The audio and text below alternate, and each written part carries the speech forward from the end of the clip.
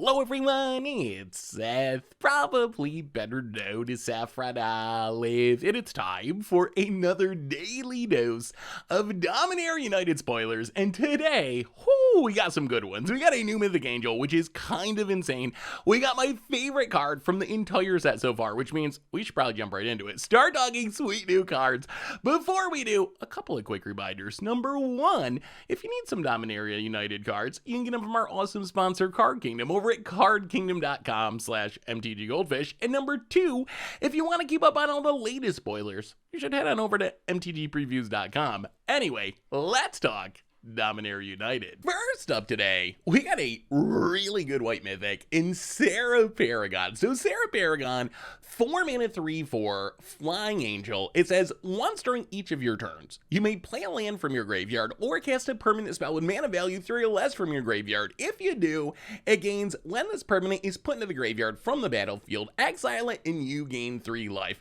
So this is an on-curve body with a really powerful card advantage generating ability. If you want to compare this to things, it's a Crucible of Worlds on a stick, essentially. Like, you could just play land from your graveyard every single turn. It's also kind of similar to a grown-up Lurrus. Of course, it's not a companion. Part of what made Lurrus one of the most broken cards in the game's history is you always had access to it because of the companion mechanic. You don't get that with Serra Paragon, but its actual ability is kind of like a better version of Lurrus. You can cast things up to 3 mana value. I guess the downside is you can't loop the same thing. Part of what Lurrus would do is like cast a thing and then sack that thing and then cast that thing again. Because the thing gets exiled, that's not going to happen. I can even see an argument that this is like a weird Madroltha. That's another commander-y comparison. Madroltha lets you cast multiple things each turn.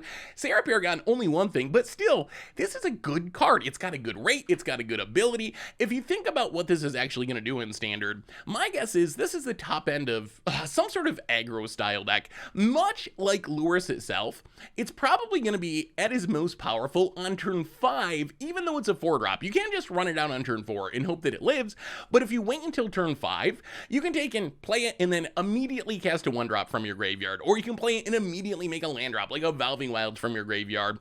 Also, a little note on that last ability. When a permanent is put into the graveyard from the battlefield, exile it, and you gain 2 life, this is not a replacement effect. It's not like Leyline of the Void, where your things just automatically go to exile. What's going to happen is, when your thing goes to the graveyard, there's going to be a trigger saying exile this, which allows for some weird shenanigans with like Cathar's Commando. Cathar's Commando, it has flash. You can sacrifice it to destroy an artifact and enchantment. So if you have both of these cards out, you can sacrifice your Cathar Commando, blow up an artifact and enchantment, and with the exile trigger on the stack, you can recast it as your Serra Paragon card, get it back, and potentially do that every turn cycle if you want to. So it's not just guaranteed to go to exile. There are some ways to work around it. As far as where this card sees play outside of Standard, it could show up in Angel decks as well. We talked about White Weenie, this being a top end. It seems good there. It's like a weird Sun Titan effect. Angel decks, we still got Yada in Standard. If you can ramp into Serra Paragon on turn 3 and grow it thanks to Yada, that seems strong.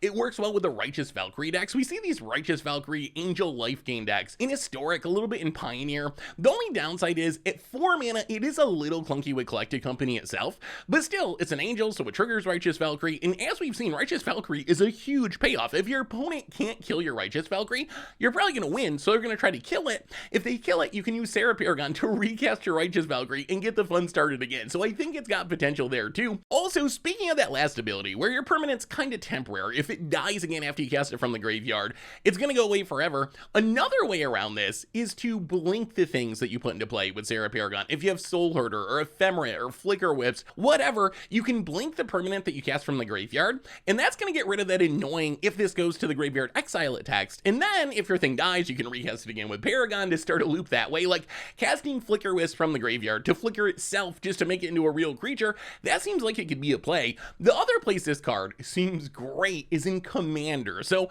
White has improved a ton in Commander, but one of the sneaky ways that White generates card advantage, outside of just saying draw a card, is by getting things back from the graveyard. We see like Sevine's Reclamation be kind of a staple in White decks, is a weird way to generate virtual card advantage. Sun Titan also also kind of does the same thing. Serra Paragon is very similar to these cards. Yeah, you gotta spend mana to cast the cards, but this is essentially draw a card, mana value 3 or less, or a land from your graveyard every single turn. So this is virtual card advantage in white, and I think this can be a staple in white decks in Commander as well, just because it compares to some of the best white cards in the format. There might even be some small chance this could show up in like Modern Death and Taxes or something. You got a lot of cheap things to get back when they die, plus getting back lands like Ghost Quarter and Field of Ruin when you got Leon and Arbiter going as a Crucible of Worlds is a pretty powerful effect. I think that Death and Taxes in Modern, they would probably play a Crucible of Worlds if they could. The problem is it's a 3 mana do nothing artifact, so it's just supporting this land destruction plan. Serra Paragon, it's a body that dodges lightning bolt and can get in for damage in the air, which really changes the equation. So Serra Paragon, to me, this feels like one of the most powerful cards that we've seen from the set so far. It has great historical comparisons, things like Lurrus, things like Crucible of Worlds, things like Sun Titan. It's got a big flying body, it's got a relevant tribe. This seems like one that can see play from Standard all the way back to Commander. We also got a new legendary human wizard in Stenn Paranoid Partisan. So an Azorius 2/2 human wizard, when it enters the battlefield, choose a type other than creature or land, a card type other than creature or land. Spells you cast to the chosen type cost 1 less to cast, and then you can pay 3 mana to exile it and return it to the battlefield under its owner's control at the beginning of the next end step, which can save your Stenn from removal, or it can let you reset the type. If you play this early on, whatever, instance, and you decide later, well, I want to play a Planeswalker at a discount, you can always blink Stenn, get it back into play, and then get a discount on the other permanent type. So this is a card that it's a little bit like Yumori, this choose a type, reduce the cost, can't hit creatures, but we've seen 2-drops that do something similar across types. A Goblin Electromancer for instant or sorceries, Ethereum Sculptor for artifacts, Jukai Naturalist currently in Standard for enchantments, so we see a lot of very similar cards. The upside of Stenn is you get to choose the type. I don't know how relevant this is, honestly, because if you're building a deck around Stenn, you're probably going to have a specific type in mind. Like if you're building an enchantment deck and you're always choosing enchantments, then this is very similar to Jukai Naturalist. Or if you're building a Storm deck and you're always choosing instants, then it's very similar to Goblin Electromancer. The downside is it is legendary. Doesn't matter for Commander, and Commander this is an upside, because if you want to, you can play this as like your combo-y Commander and try to go off with it, always have it in the command zone. It is a downside in 60 card format, so you can't stack it up. We've seen decks like Modern Storm. One, I have sometimes 2 Electromancers on the battlefield, or like a Goblin Electromancer and a Brawl on the battlefield to get this huge discount. Stenn's not going to let you do that because it's going to legend rule itself.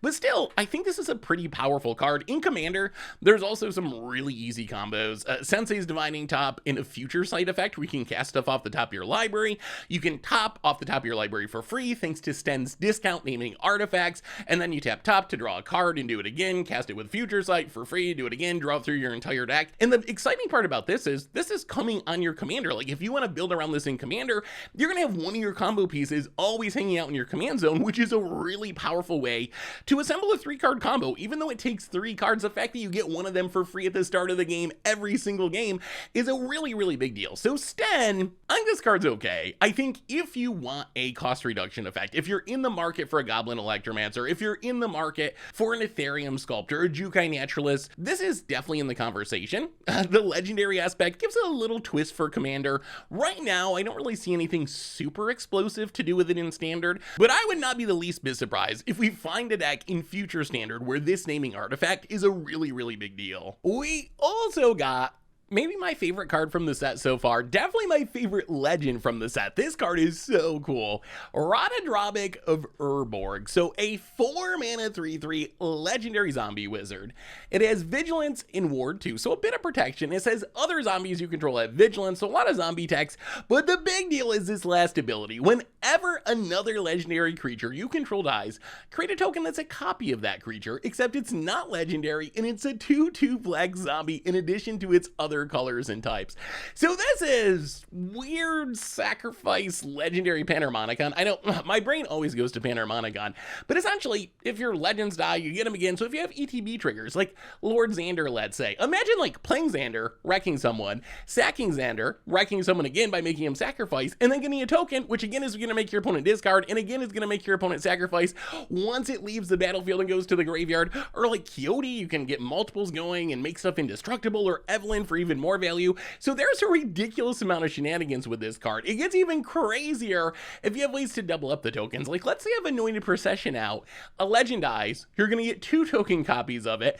That's absolutely bonkers. Same with doubling season. And then there's just easy infinite combos. Any legend that ETB reanimate something can go infinite with this super easy, like Shroom of the Hegemon or Bladewing the Risen. You play your Bladewing, then you sacrifice your Bladewing, maybe to your Henny since that's legendary, but any sack outlet works. You sack your Bladewing, the token comes into play, that's gonna reanimate the real Bladewing, then you can sacrifice it again, get the token, get back to Bladewing, infinite death triggers, infinite tokens, infinite ETB triggers. Shroom just does the same exact loop with a Ratadrabik in his sacrifice outlet. And then there's even more shenanigans. This card is just so sweet. You can double up the death triggers with Tisa Karloff. You can double up your tokens with Necro Duality, because all it cares is about zombies entering the battlefield. And remember, somehow, some way, this ability doesn't exile. This seems like the kind of ability that would normally say exile. Like, when a legend dies, exile it, you get a token copy of it that's not legendary. But Ratadrabik doesn't say that, so you can go even crazier with, like, Luminous Broodmoth. Your legend dies, you get the token copy of it, and then Broodmoth puts original back into play with flying. The token's not legendary, so you don't legend rule yourself. There are so many shenanigans. So Ratadrabik, this is the first card I want to build around. In Standard, in Modern, in Commander, I don't even care. This is just the coolest card. I guess it also has some zombie tags if you want to try to go that direction. But I don't even think you need to do anything like that. You just play it as value as a weird legendary token shenanigan Panharmonicon, and this card's going to do absurd things. It is so incredibly cool. We also got a new Human Cleric 3-drop in Anointed Peacekeeper. So 3 mana 3/3 Human Cleric. It has Vigilance. As it enters the battlefield, you get to look at your opponent's hand and then choose any card name. So it's not a card that's in your opponent's hand. You can name any card that you want to, but you get to look at your opponent's hand. And then it says, spells your opponent's cast with the chosen name cost 2 more to cast. An activated ability is on sources with the chosen name cost 2 more to activate unless they're mana abilities. So this is kind of a twist on Meddling Mage with a little bit of a soft Pithing Needle thrown in. You can stop your opponent sort of from casting a spell, but you can also tax their abilities that are already on the battlefield. So there's a lot of flexibility here. I think it's probably going to be at its most powerful hating on Planeswalkers. If you're worried about Liliana the Veil, you can get this down, name Lily, make it 5 mana to cast Lily, and then if your opponent does manage to cast their Lily, they're going to have to spend 2 mana to activate Liliana's ability. Same with Teferi, Hero of Dominaria, or if Karn Living Legacy gets out of control in Standard. And colorless Planeswalkers, you never know, they're pretty busted. But if Karn starts dominating Standard, well, now we got an answer to make sure the super busted colorless Planeswalker isn't going to be able to take and, break the format and need to get banned or anything like that. Probably the best comparison for this is, I think this is kind of an Elite Spellbinder replacement. If you think about these cards, they're both 3-drops. They both let you tax a card in your opponent's hand if you want to. The upside to Spellbinder is it's an ETB trigger for 1. So once you grab a card from your opponent's hand, it's always going to have that 2 mana tax. There's no way around it. Anointed Peacekeeper, if you play this and name a card in your opponent's hand and then they kill your Peacekeeper, well, then the tax goes away. The upside of Anointed Peacekeeper, on the other hand, is it does something. If your opponent doesn't have a card in hand you want to tax, you can play this after your opponent's played a Planeswalker or something else with an activated ability and use it to tax your opponent that way. I think overall Paulo's probably stronger. I think the abilities, actually, Anointed Peacekeeper might win out. I think Anointed Peacekeeper's ability might actually just be the better of the 2 abilities. The big difference is a 3/1 flyer is actually like a legit threat to close out the game. I have lost to Elite Spellbinders many times. If you don't have a flyer to block it, you don't have a removal spell, hitting for 3 in the air, that's a real clock. On the other hand, Anointed Peacekeeper is a 3/3 ground creature, gonna be a lot less likely to be able to get in damage and actually close out the game. The only question I have for this card, I think this card is very playable. I think if you just read its text and its abilities and its stats, this seems like a card that is powerful enough to see play all the way back to Modern. The problem is, Wizards has given us a ton of good white 3-drops recently. Even just looking at Standard, after rotation, this isn't cards that are rotating in a week. These are cards that are still going to be around after rotation. Anointed Peacekeeper has to compete with Brutal Cathar, Standard staple, Extraction Specialist, sees a lot of play, Adeline, staple in Standard, Welcoming Vampire sees some play. So there's just a lot of options here, and where where Anointed Peacekeeper fits in the mix, I really don't know. It's got the human creature type, which is relevant, but most of these other cards also have the human creature type. In older formats, it's got even more competition. Like, this could be a card that could do good things in modern humans, in Pioneer humans, but once you get back to older formats, you're also competing with Mantis Rider and Reflector Mage, on top of all these cards that we just talked about, the Brutal Cathars and Adalines and Extraction Specialists. So just how this is going to shake out, I really don't know. I think Anointed Peacekeeper is a very good card, but is it better than the things that it's competing with? That's what we're going to find out. I think at a minimum, this can be a very good sideboard card to shut down specific things, kind of like a Pithing Needle. Like Pithing Needle, a very good sideboard card. This isn't as hard of hate as Pithing Needle, but you get the upside of having a pretty reasonable body rather than just being a do-nothing artifact. So I think worst case, good targeted hate from the sideboard. Best case, in the right meta, in the right deck, this could be a 4 of main deck style card. We also got Rundvelt Hordemaster, which might just be the best Goblin Lord that we've ever seen. It at least is in the conversation for best Goblin Lord we've ever seen. Merrill promised us with this teaser, we're getting a cycle of Tribal Lords. This is the first one we've actually seen the text on, and it is so good. So 2 mana 1/1 Goblin Warrior. Other goblins you control get +1/+1, so it's a 2 mana lord, and then it says whenever it or another goblin you control dies, exile the top card of your library. If it's a goblin creature card, you can cast it until the end of your next turn. So this is removal protection on top of being a lord, and it's only 2 mana. If you look at goblin lords that are already in existence, this is the first 2 mana goblin lord. We have never gotten a 2 mana goblin lord before. Goblins have had some good lords, Goblin Chieftain, giving everything haste, really strong, but it's 3 mana. Goblin King, giving everything Mountain Walk, but it's 3 mana. Hobgoblin Planet Lord can be removal. Trash Master, really slow, but it can blow up artifacts. So this adds something new to the Goblin tribe just by being 2 mana, and its upside, its extra ability, is really strong. It would be strong in any tribe, but it's especially strong in Goblins because Goblins have these sacrifice synergies. So you're getting like this mini light up the stage style effect where you play a bunch of Goblins, your opponent rasts your board, you exile a ton of cards, you recast a bunch of stuff, or you rebuild, or maybe you build around it. If you look at Goblin decks across format, Skirk Prospector kind of is stable. Sack a Goblin, add a red mana. If you have Hordemaster out, this is also exiling a card, potentially generating card advantage, like Mog Fanatic sacks itself. Modern Goblins build around comboing with Sling Gang Lieutenant, sacrificing a bunch of Goblins. So this is not only pumping your team, but it's a great source of card advantage. And I think as a result, this is a card that's going to see playing Goblins in Historic, the Muxus Goblin decks. I don't know why you wouldn't play it there. And I also think it works really well in Modern Goblins because you have those sacrifice synergies. So I think this could be a new cross-format Goblin All-Star. And then I think you play it in Commander Goblins as well. If you're playing Krenko or Muxus or Wart, this is just a great lord that generates card advantage, protects you from wrath, has some combo sacrifice potential. So I'm honestly blown away. When Wizards said they were pretty new lords, I was thinking, okay, like what are the recent lords we've gotten? We've gotten like Goblin Trash Masters. We've gotten these 3-4 mana, just not super competitive cards, but this is a lord that legitimately feels pushed to see play in multiple formats, and I'm super excited for that. It's been a while since tribal decks have really been a thing, and more cards like Rundvelt Hordemaster are exactly what we need for tribal to make a comeback. Speaking of 2-drops, we also got Quirion Beastcaller, a new 2 mana 2/2 green Dryad Warrior. Says whenever you cast a creature spell, put a +1/+1 counter on it, and then when it dies, distribute X +1/+1 counters among any number of target creatures you control, where X is the number of +1/+1 counters on Quirion Beastcaller. So Quirion Beastcaller calls back to Quirion Dryad, another 2-drop that grows as you cast things. Beastcaller cares about creatures in specific, rather than just colors of spells, but I think this has potential to be a pretty good card. I think in Standard, this might be our best Luminarch Aspirant replacement. As a 2-drop that grows with +1/+1 counters, of course Luminarch Aspirant, part of its power is it comes in and triggers right away. The upside of Beastcaller, though, is you get better starting stats. Like if you play Luminarch Aspirant and put the counter on it, it's only a 2/2 for 2. Beastcaller is starting off as a 2/2 for 2, and then as you're casting creatures, you're probably going to be able to cast 1 each turn. You're growing your Beastmaster, and then assuming you're a creature-heavy deck, and you can cast at least 1 creature each turn, you're going to be getting as many counters as Aspirant offers, and then you get the upside that when this eventually dies, you can put those counters on other things. So this is a 2-drop that can grow really big throughout the course of the game.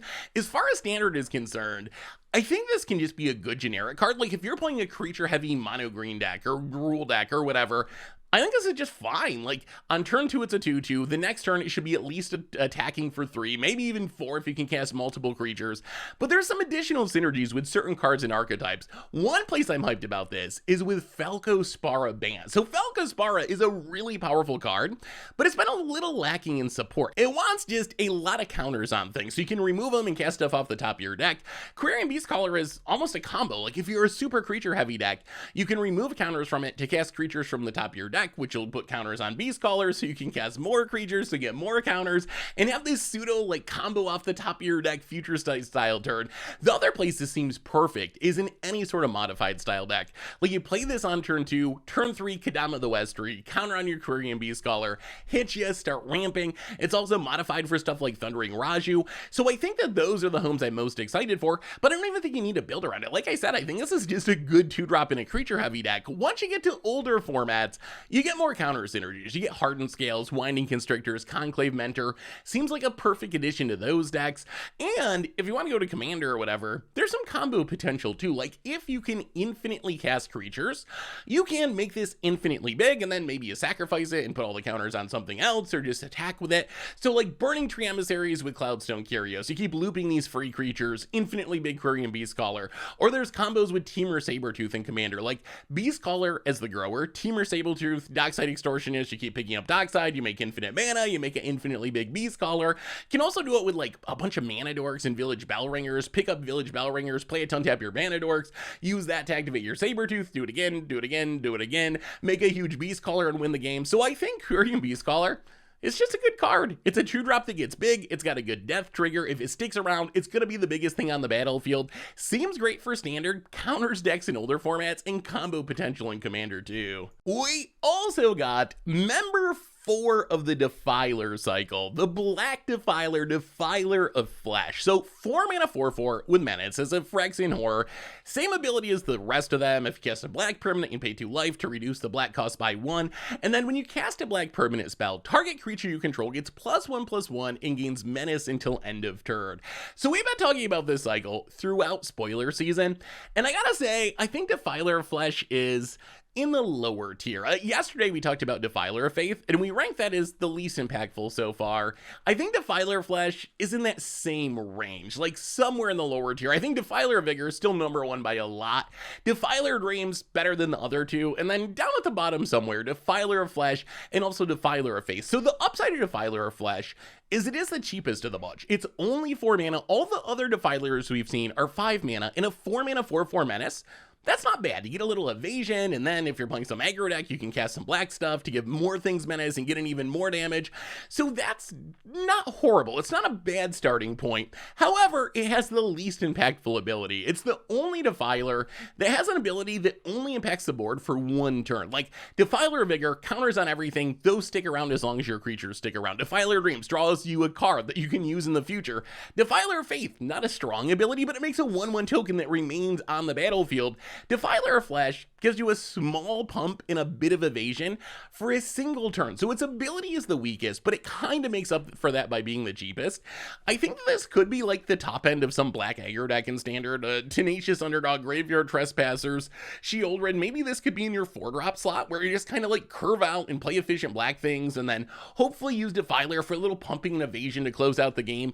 Although I will say it's kind of competing with Shieldred in that slot. We already got a pretty strong black 4-drop that might even be better than Defiler of Flesh. I think Shieldred probably is better than Defiler of Flesh. So we'll have to wait and see. It might be that it's just not as good as Shieldred. Once you get to older formats, then it gets even worse. Then this is competing with like Rankle or Kalitas Trader again, because there are black aggro decks in every format, but I think this is just too lacking impact compared to the other options like Rankle and Kalitas.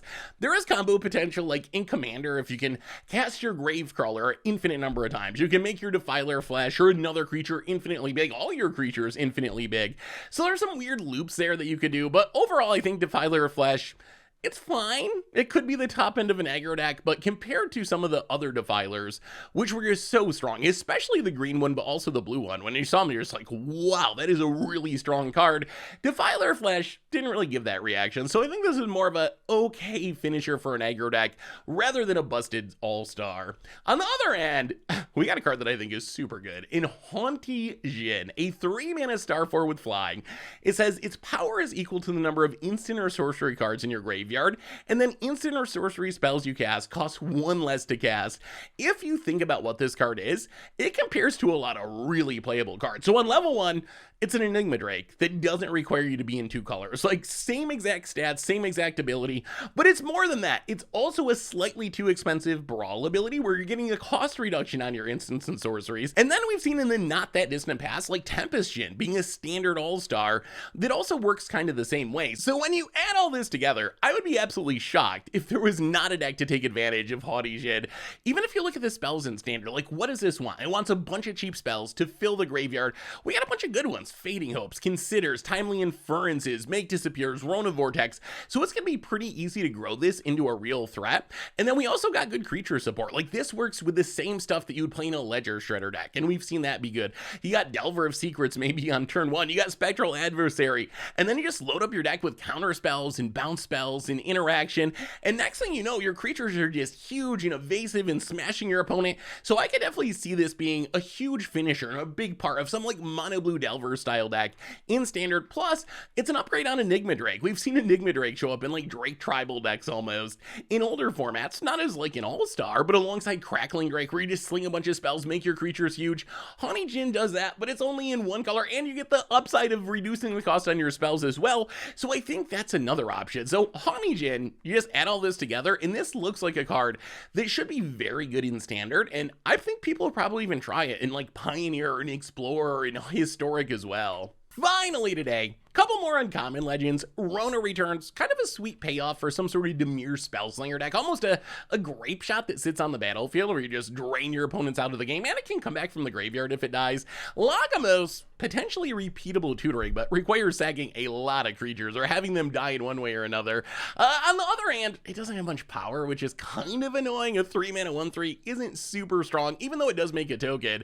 And then we got just a bunch of stuff to round out the limited format, a bunch of commons and uncommons. Although, again, the commons and uncommons in this set are off the chart. It is such a strong run of commons and uncommons.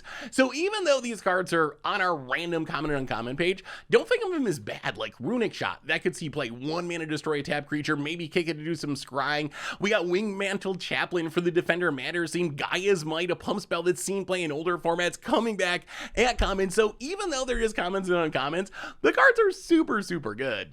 Anyway, that brings us to the end of our daily Dominaria United spoilers for today. So let me know what you think. This set's so absurd. It is so wonderful. It is amazing. Let me know how you're feeling about this set now that we're like halfway-ish through spoiler season. Thanks for watching, everyone. I hope you enjoyed it. And I'll be back tomorrow with more daily Dominaria United spoilers. Until then, have a wonderful day, and I will talk to you soon. Thanks for watching the video. If you enjoyed it, help us out by clicking that like button down below. And to keep up on all the latest and greatest, click that subscribe button. And don't forget to hit that bell icon to get alerts whenever we have new videos. And if you want to, check out some of our other sweet videos here and here.